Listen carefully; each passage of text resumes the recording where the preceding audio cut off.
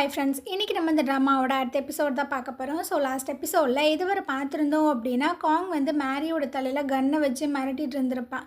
இன்னொரு டைம் என்கிட்ட இருந்து தப்பிக்கணும், என்கிட்ட இருந்து ஓடி போகணுன்னு மட்டும் நினைக்காத, என்னை ப்ரொவோக் பண்ணாத, அப்புறம் நான் மனுஷனாகவே இருக்க மாட்டேன் அப்படின்ட்டு அவன் அங்கேருந்து போயிட்டுருக்கான். ஸோ இவளுக்கு பார்த்திங்கன்னா ரொம்ப ஒரு மாதிரி கஷ்டமாக இருக்குது. மறுநாள் காலையில் பார்த்திங்கன்னா அவங்க மாமியார் கூட சர்ச்சுக்கு தான் வந்திருக்காங்க. ஆக்சுவலாக இந்த அம்மா பார்த்திங்கன்னா காங்கோட ஸ்டெப் மதர் போல். போன எபிசோடில் வந்து நான் சொல்லியிருந்திருப்பேன், காங்கோட அம்மாவை அவங்க அப்பா வந்து கொலை பண்ணிட்டாங்க அப்படின்னு. ஆனால் அது உண்மை கிடையாது. காங்கோட அம்மாவே தான் அவங்கள ஷூட் பண்ணி இறந்து போயிருப்பாங்க. இவனோட வாழ்கிறதுக்கு நம்ம செத்தே போயிடலாம் அப்படின்னு. ஸோ அந்த குட்டி பையன் முன்னாடி தான் சூசைட் பண்ணியிருந்திருப்பாங்க போல். 2 பேரும் உட்காந்து அந்த சர்ச்சில் தான் ப்ரே பண்ணிகிட்டு இருக்காங்க. 2 பேரும் அப்படியே வெளியே வந்துட்டு இருக்காங்களா. அப்போ அந்த மாமியார் வந்து சொல்லிகிட்டு இருக்க, உனக்கு ஒரு ஹாஸ்பிட்டலை ரெடி பண்ணியிருக்கேன். ஸோ மருமகளா உன்னோட கடமையை கரெக்டாக பண்ணிடு, போயிட்டு நீ ட்ரீட்மெண்ட் எடுத்து குழந்தை பெற்றுக்கோ அப்படின்னு. இவளுக்கு பார்த்தீங்கன்னா பயங்கர டென்ஷன் ஆகிட்டுருக்கு. ஸோ கேட்குறா, உங்களுக்கு இந்த லைஃப் பிடிச்சிருக்கா? இந்த மாதிரி வாழணுன்னு தான் நீங்கள் ஆசைப்பட்றீங்களா? இங்கேருந்து போகணுன்னு கூட நீங்கள் நினைக்கலையா அப்படின்னு. இந்த அம்மா பார்த்தீங்கன்னா அப்படியே திரும்பி பார்க்குது. எனக்கு இந்த லைஃபு ரொம்ப பிடிச்சிருக்கு. நீ வந்துட்டு காங்க கல்யாணம் பண்ணதுக்கு ரொம்ப தேங்க்ஃபுல்லாக தான் இருக்கணும். ஏன்னா ரொம்பவே லோ கிளாஸில் இருந்த நீனு நல்லா இப்போ ரிச்சான வாழ்க்கை வாழ்ந்துட்டுருக்க. 2வது, உன்னோட அம்மாவை ஒரு நல்ல டேக் கேர் சென்டரில் வச்சு பார்த்துட்ருக்காங்க.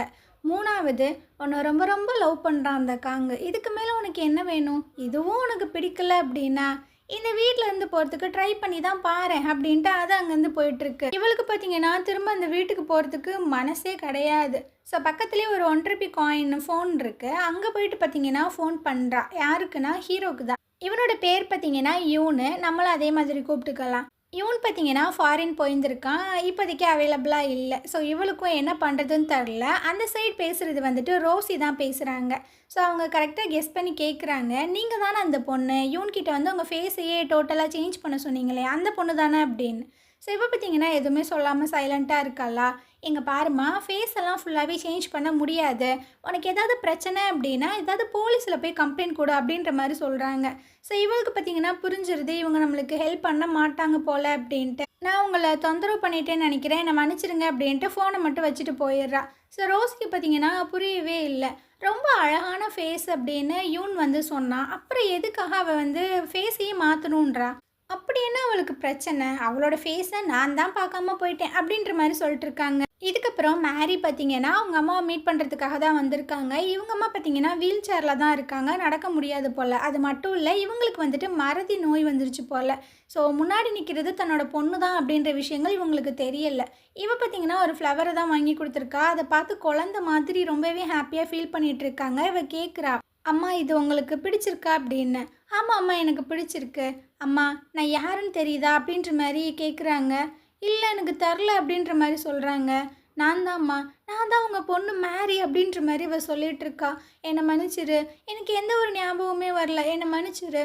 என்னோடய ஹஸ்பண்டுக்கு நான் எங்கே இருக்கேனே தெரில, அவர் எனக்காக காத்துட்ருப்பாரு அப்படின்ற மாதிரிலாம் சொல்கிறாங்க. இவளுக்கு பார்த்திங்கன்னா ரொம்ப கஷ்டமாக இருக்குது. ஆல்ரெடி காங்க கூட இருக்கிற லைஃபே ரொம்ப மோசமாக அவளுக்கு ஃபீல் ஆகுது. இதில் இவங்க அம்மாவும் இந்த மாதிரி இருக்காங்களே அப்படின்ட்டு இவளுக்கு ரொம்பவே டிப்ரெஷனாக தான் ஆகிட்டுருக்கு.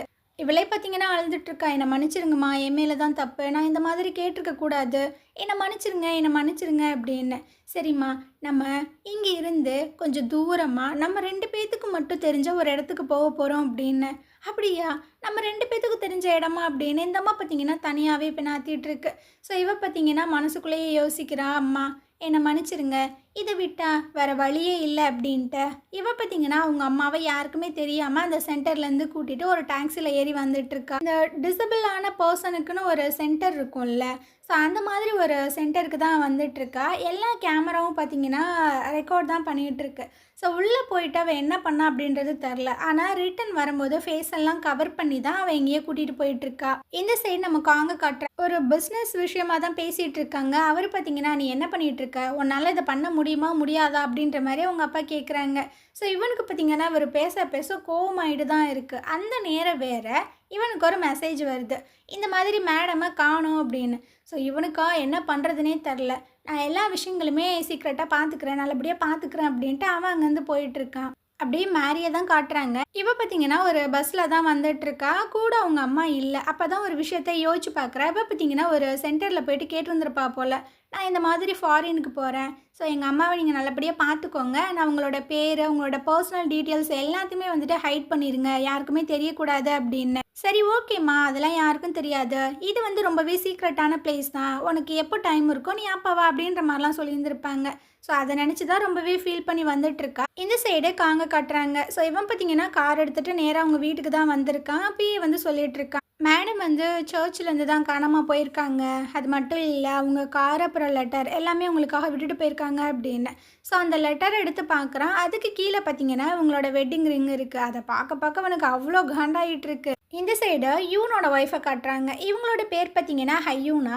இந்த அம்மா வந்துட்டு கோமாவில் தானே இருக்குது.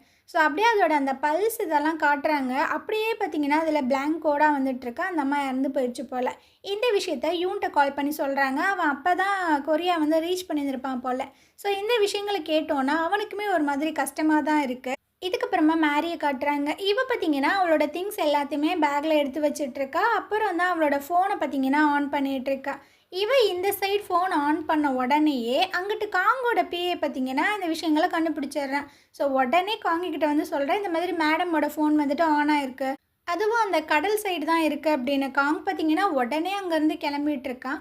இந்த சைடு நம்ம ஹீரோயின் பார்த்தீங்கன்னா பொறுமையாக உட்காந்துட்டு சாப்பிட்டுட்ருக்கா. காங் பார்த்தீங்கன்னா காரில் ஆல்ரெடி கிளம்பிட்டான். அந்த ஏரியாவை சுற்றி வந்துட்டு சில ஆட்கள் எல்லாத்தையுமே தேட சொல்லு அப்படின்னு. ஸோ அவன் அந்த ஜிபிஆர்எஸ் ட்ராக்கர் இருக்கும்ல, அதை வச்சு தான் ஃபாலோ பண்ணியே வந்துட்டுருக்கான்.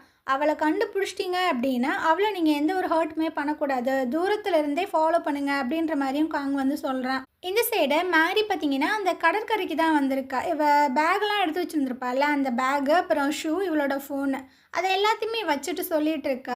இதுக்கு மேலே நான் மேரியா இங்கே இருக்க எனக்கு பிடிக்கல, குட் பை அப்படின்ற மாதிரி சொல்கிறான். அதே சமயம் இந்த சைடு யூன் பார்த்தீங்கன்னா அவங்க ஒய்ஃப் இறந்து போயிட்டாங்கல்ல, ஸோ அவளுக்கான அந்த ஃபியூனரலுக்கு தேவையான விஷயங்கள் எல்லாத்தையுமே பண்ணிகிட்ருக்கான். அவனுக்கு அவ்வளோ கஷ்டமாக இருக்குது. ஸோ பயங்கரமாக ஃபீல் பண்ணி அழுதுகிட்டே தான் வந்துட்டுருக்கான். இதுக்கப்புறம் காங் வந்து சில அடியாட்கள் எல்லாத்தையுமே அமுச்சு விட்ருந்துருப்பான்ல, அவங்க எல்லாருமே கரெக்டாக அந்த கடற்கரை சைடு வந்துடுறாங்க. ஸோ அந்த பேகு அந்த ஷூ எல்லாத்தையும் பார்த்தோன்னா அவங்களுக்கு என்ன பண்ணுறதுன்னு தெரில.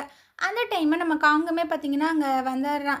ஸோ இவன் என்னாச்சு என்னாச்சு அப்படின்ற மாதிரி கேட்கும்போது எனக்கு சொல்கிறதுக்கு கஷ்டமாக தான் இருக்குது அப்படின்னு சொல்ல வரான். இல்லை அந்த மாதிரி இருக்காது அப்படின்ட்டு அப்படியே திரும்பி பார்க்குறான். அந்த பேகு ஷூ ஃபோன் எல்லாமே இருக்குது. ஸோ அதை பார்த்துட்டு அவ்வளோதான், அவன் பார்த்திங்கன்னா பயங்கரமாக கத்திக்கிட்டே இருக்கான், மேரி மேரி எங்கே இருக்க அப்படின்ட்டு. ஸோ பார்க்கும்போது கொஞ்சம் பாவமாக தான் இருக்குது. இந்த சைடு யூன் பார்த்திங்கன்னா அவங்க ஒய்ஃபை நினச்சி ரொம்பவே ஃபீல் பண்ணி அழுதுட்ருக்கான். அதே சமயம் காங் பார்த்திங்கன்னா அந்த ஷூ இருக்கும்ல, அதை எடுத்து அப்படியே நெஞ்சோடு அணைச்சிட்டு இருக்கான். ரொம்ப கஷ்டப்படுறான் போல். ஸோ அவங்க ஆட்கள்கிட்ட சொல்லிகிட்டு இருக்கான், இந்த கடலெல்லாம் டைவ் பண்ணுவாங்கள்ல, அந்த மாதிரி ஆட்கள் எனக்கு தேவை. ஸோ உள்ளே போய்ட்டு என்னோடய ஒய்ஃபோட பாடி இருக்கான்னு செக் பண்ணுங்க அப்படின்னு. அவங்க எல்லோரும் அங்கேருந்து போனதுக்கு அப்புறமா அவன் பார்த்திங்கன்னா யதார்த்தமாக திரும்பி பார்க்குறான். அந்த சைடு காடு மாதிரி ஒரு இடம் தெரியுது. அப்படியே அந்த காட்டுக்குள்ளே தான் காட்டுறாங்க. அந்த காட்டுக்குள்ளே தான் இந்த பைத்தியம் பார்த்திங்கன்னா ஓடிட்டுருக்கு. இதனாலேயும் சுத்தமாக முடியலை, விழுந்து வாரி தான் ஓடிட்டுருக்கா. ஒரு இதில் பார்த்தீங்கன்னா சர்க்கிள் மாதிரி ஒரு இடம் இருக்குது. ஸோ அப்படியே காலை விட்டு அவள் பார்த்தீங்கன்னா பொத்துன்னு உருண்டு போய் விழுந்துடுறா. அவள் வச்சிருந்த பேகு பார்த்தீங்கன்னா மேலே மாட்டிக்கிச்சு. ஸோ இவ்வளோ அப்படியே பொறுமையாக அதை எடுக்க போகிறா. கரெக்டாக பார்த்தீங்கன்னா மேரி மேரின்னு கத்திக்கிட்டு காங் உள்ளே வந்துடுறான். அவனை பார்த்தோன்னே அவளுக்கு பயங்கர அல்லாயிடுது. ஸோ அப்படியே பார்த்தீங்கன்னா அப்படியே பதுங்கிக்கிறா. இவன் கீழே தான் இருக்கா. இவன் பார்த்தீங்கன்னா மேலோட்டமாக பார்த்துட்டு அங்கேருந்து போயிடுறான். இந்த பேக்கை எடுக்க போனோன்னா அவ்வளோதான் நம்ம மாட்டிப்போம் அப்படின்ட்டு அந்த பேக்கை அங்கே விட்டுட்டு இவன் பார்த்தீங்கன்னா அந்த காட்டுக்குள்ளே ஓடிட்டுருக்கா. பயங்கரமாக கால்லெல்லாம் ரத்தம் வந்துட்டுருக்கு. இந்த சைடு யூனை காட்டுறாங்க. இவன் பார்த்தீங்கன்னா அவங்க ஒய்ஃபுக்கு அந்த ஃபியூனரல் எல்லாத்தையுமே முடிச்சுட்டு ரொம்பவே அழுது ஃபீல் பண்ணிட்டு காரை தான் ஓட்டிகிட்டு வந்துட்டுருக்கான். பயங்கரமாக மழை வேற பெய்யுது. அதே சமயம் நம்ம மேரியும் பார்த்தீங்கன்னா ஒரு வழியாக அந்த காட்டை விட்டு வெளியே வந்துட்டா, அதாவது அந்த ரோட் சைடு வந்துட்டா.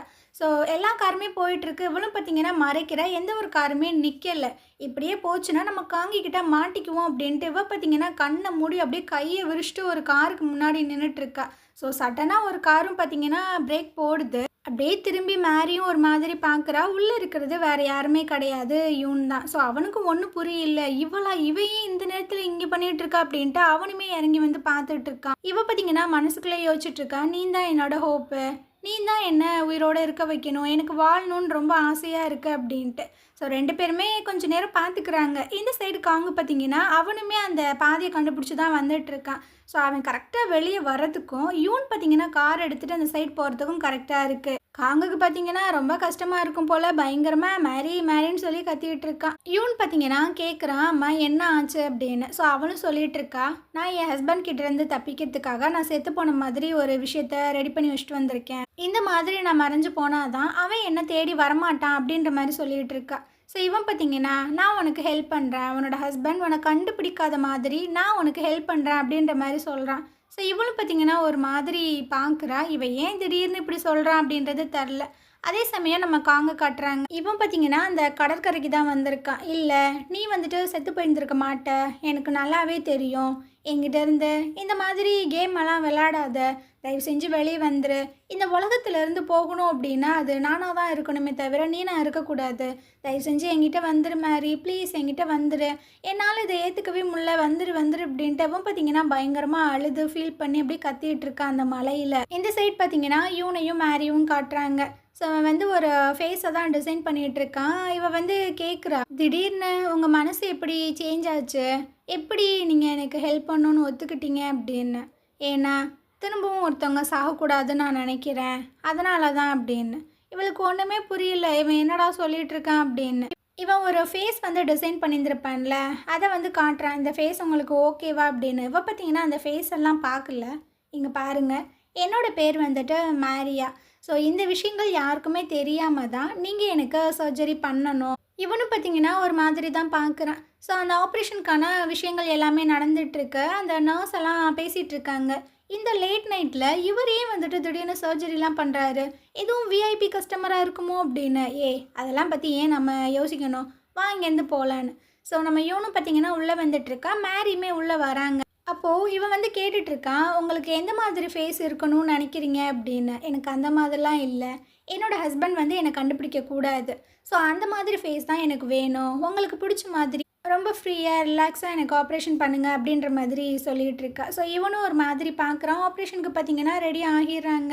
அதே சமயம் காங்க காட்டுறாங்க. இவன் பார்த்தீங்கன்னா இப்போ தான் வீட்டுக்கு வரான் போல். ஸோ இவள் பெயிண்ட் பண்ணுவாள்ல, அந்த இடத்துக்குள்ளே தான் வந்து பார்த்துட்ருக்காங்க. ரோஸ்மெரி செடியெல்லாம் இருக்கும் போல். ஸோ அதெல்லாம் எடுத்து ஒரு மாதிரி பார்க்குறான். அங்கே அவள் ஒரு ட்ராயிங் வந்துட்டு ஒன்று கம்ப்ளீட் பண்ணி வச்சுருக்கா. கடலில் ஒரு பாட்டிலுக்குள்ளே அந்த ரோஸ்மெரி செடி இருக்கிற மாதிரியே அந்த பாட்டில் பார்த்திங்கன்னா அந்த தண்ணிக்குள்ளே மூழ்கிற மாதிரியும் வரைஞ்சிருக்கா. அதாவது ரொம்ப சிம்பிளாக எப்போ பார்த்திங்கன்னா அந்த ட்ராயிங்லேயே சொல்லியிருக்கா, நான் வந்து கடலில் விழுந்து சாக போகிறேன் அப்படின்றத அந்த பாட்டிலில் வச்சு ரிசம்பலாக சொல்லியிருந்திருப்பா போல்.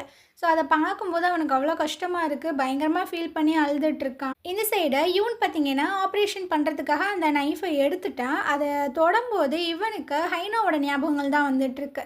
அவ கூட இருந்த அந்த மெமரிஸ் எல்லாமே அப்படியே காங்க காட்டுறாங்க. இவன் பார்த்தீங்கன்னா அந்த ரூம்குள்ளேயே தான் இருக்கான் போல், வெளியவே போகலை போல். கையில் பார்த்தீங்கன்னா மேரி எழுதின அந்த லெட்டர் தான் இருக்குது. அவள் அதில் என்ன எழுதியிருக்கா அப்படின்னா, இப்போ புரியுது உங்கள் அம்மா எதுக்காக அந்த முடிவை எடுத்தாங்க அப்படின்றது இப்போ தான் எனக்கு புரியுது அப்படின்னு. ஸோ அதை பார்க்க இன்னுமே அவனுக்கு பார்த்தீங்கன்னா ஒரு மாதிரி கஷ்டமாக தான் இருக்குது. இந்த சைடை மேரியை காட்டுறாங்க. அவளுக்கு பார்த்தீங்கன்னா ஆப்ரேஷன் எல்லாமே பண்ணிட்டாங்க. மூஞ்சி ஃபுல்லாக பேண்டேஜ் தான் ஒட்டியிருக்கு. ஸோ யூன் பார்த்தீங்கன்னா வந்துட்டுருக்கான். இன்றைக்கி வந்துட்டு உங்கள் பேண்டேஜை நம்ம ரிமூவ் பண்ணிடலாம் அப்படின்னு. கொஞ்சம் கொஞ்சமாக அந்த பேண்டேஜை பார்த்தீங்கன்னா அவன் ரிமூவ் பண்ணிகிட்ருக்கான். ஃபைனலாக அந்த ஃபேஸை பார்த்தோன்னே அவன் ஷாக் ஆகி போய் விழுந்துறான். அப்படி என்னத்தை தான் அந்த மூஞ்சியில் பார்த்தான்னு தெரில. இந்த சைடு காங்க காட்டுறாங்க. இவனும் பார்த்தீங்கன்னா ஒரு முடிவை எடுத்துட்டான். நீ என்னை விட்டு கண்டிப்பாக செத்துருக்க மாட்ட, எனக்கு நல்லாவே தெரியுது. நீ எங்கேயோ ஒரு இடத்துல இருக்க, கண்டிப்பாக உன்னை நான் தேடுவேன், என் கூட கூட்டிகிட்டு வருவேன் மேரி அப்படின்ற மாதிரி சொல்லிகிட்டு இருக்கான். அப்படியே மேரியை கட்டுறாங்க. இவ பார்த்தீங்கன்னா இப்போ தான் கண்ணாடியில் போய் பார்த்துட்ருக்கா. டோட்டலாகவே ஃபேஸ் வந்து சேஞ்ச் ஆயிடுச்சு. அண்ட் யூன் வந்துட்டு எதுக்கு இந்த அளவுக்கு ஷாக் ஆகி போயிருந்திருப்பான் அப்படின்னா, அவங்க ஒய்ஃப் இருக்காங்களா ஹைனா, அந்த மூஞ்சை தான் இந்த அம்மாவுக்கு ஆப்ரேஷன் பண்ணி வச்சுருக்கான். அதனால தான் ஒரு மாதிரி ஷாக் ஆகி போயிருந்திருப்பான் போல். ஸோ இது பார்த்திங்கன்னா என்னோடய ஃபேஸே டோட்டலாக மாறிடுச்சு, ரொம்ப அழகாக இருக்குது. அப்போ என் ஹஸ்பண்ட் கிட்டேருந்து எனக்கு விடுதலை தானா, அவன் கண்டிப்பாக என்னை கண்டுபிடிக்க மாட்டான்ல அப்படின்ற மாதிரிலாம் சொல்லிகிட்டு இருக்கா. அப்படியே நம்ம காங்க காட்டுறாங்க. எங்கே தாண்டி போனேன், ஏண்டி என்னை தனியாக விட்டு போனேன் அப்படின்ட்டு காரில் வந்துட்டுருக்கான். அந்த டைம் அவங்க பிஏ பார்த்தீங்கன்னா கால் பண்ணி சொல்லிகிட்டு இருக்காங்க, மேடமோட ஒரு பேக்கை கண்டுபிடிச்சிருக்கோம் அப்படின்னு. ஸோ காங்குக்கு பார்த்தீங்கன்னா அது கேட்டோன்னே ரொம்ப ஹாப்பியாகிடுது. வண்டி அப்படியே ரிட்டன் பண்ணி வந்துட்டுருக்கான். இந்த சைடு யூனை காட்டுறாங்க. இவன் பார்த்தீங்கன்னா ஒரு மாதிரி பேரஞ்சு மாதிரி தான் உட்காந்துட்ருக்கான். ட்ராயரில் பார்த்தீங்கன்னா ஒரு ஃபோட்டோ எடுத்து பார்க்குறான். ஸோ அதில் யூனும் அந்த ஹைனாவும் சேர்ந்து எடுத்துக்கிட்ட ஃபோட்டோ தான் இருக்குது. என்னை மன்னிச்சிரு, உன்னோட ஃபேஸை நான் அந்த பொண்ணுக்கு கொடுத்துட்டேன் அப்படின்ற மாதிரி சொல்லிட்டு இருக்கான். இந்த சைடு காங்கு பார்த்தீங்கன்னா அந்த காட்டுக்குள்ளே தான் ஓடி வந்துட்டுருக்கான். மேரி வந்து அவளோட பேக்கை விட்டுட்டு போயிருந்திருப்பாள், அந்த பேக்கை தான் கண்டுபிடிச்சி எடுத்துட்டானுங்க. ஸோ டக்குன்னு வந்து அந்த பேக்கில் ஒரு பர்ஸ் இருக்குது, அந்த பர்ஸை ஓப்பன் பண்ணி பார்க்குறான். உள்ளே பார்த்தீங்கன்னா மேரியோட அந்த ஐடி கார்டு இருக்குது. அதை பார்த்தோன்னே தான் அவனுக்கு ஒரு மாதிரி மூச்சே வருது. அப்புறம் எடுத்து பார்க்குறான், கொஞ்சம் காசெல்லாம் இருக்குது. ஸோ முடிவு பண்ணிட்டான், அப்போது நீங்கள் வந்தது சாகிறதுக்கு இல்லை, என்னை ஏமாற்றி முட்டாளாக்கிட்டு நீ எங்கேயோ வாழ்ந்துட்டுருக்க தானே அப்படின்னு. கண்டிப்பாக உன்னை நான் கண்டுபிடிப்பேன் அப்படின்ற மாதிரி சொல்கிறான். அவன் அங்கே சொல்கிறத மேடம் இங்கே பார்த்தீங்கன்னா ஃபீல் பண்ணுறாங்க, ஒரு மாதிரி ஷாக் ஆகிடுறா. அத்தாடி எவனோ நம்மளை நினைக்கிறானே அப்படின்னு. அந்த நேரம் யூன் பார்த்தீங்கன்னா கதை ஓப்பன் பண்ணி உள்ளே வந்துட்டுருக்கா. ஸோ மேரி வந்து சொல்லிகிட்டு இருக்கா, உங்களுக்கு இந்த ஃபேஸ் பிடிக்கலன்னு நினைக்கிறேன், ஆனால் எனக்கு ரொம்பவே பிடிச்சிருக்கு, நான் இதில் ரொம்ப அழகாக இருக்கேன் அப்படின்னு. இல்லை எனக்கு பிடிக்காமலாம் இல்லை, சர்ஜரி வந்து ரொம்ப சக்ஸஸாக போயிடுச்சு அப்படின்னு. எனக்காக ஒரே ஒரு டைம் வந்து ஸ்மைல் பண்ணுங்களேன், அந்த ஸ்மைல் வந்து ரொம்பவே ப்ரீஷியஸான ஒன்று அப்படின்ற மாதிரி சொல்லிகிட்டு இருக்கான். ஸோ இது பார்த்திங்கன்னா மனசுக்குள்ளே யோசிக்குது, என்னோடய ஸ்மைலை ப்ரீஷியஸான ஒரு விஷயம்னு சொன்னது நீங்கள் மட்டும்தான் அப்படின்னு. அவன் அவங்க ஒய்ஃபை நினச்சி சொல்லிகிட்டு இருக்கான். ஆனால் இந்த அம்மாவுக்கு அது தெரில இல்லை, அப்படியே காங்க காட்டுறாங்க. இவன் பார்த்திங்கன்னா இந்த விஷயங்களை விடுற மாதிரி இல்லை போல்.